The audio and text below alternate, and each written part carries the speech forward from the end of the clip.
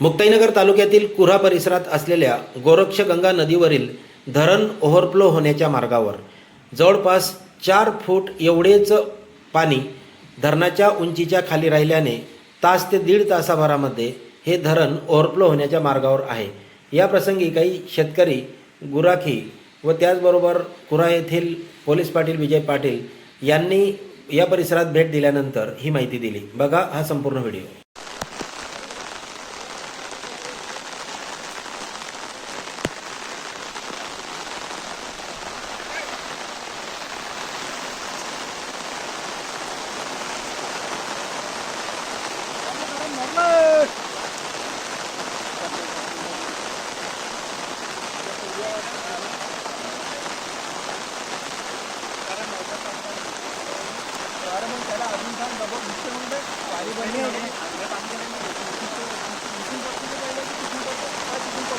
निसर्गाच्या कृपादृष्टीमुळे गेल्या 2 दिवसांपासून मुक्ताईनगर तालुक्यात संततधार व मुसळधार पावसाची सुरुवात सुरू आहे।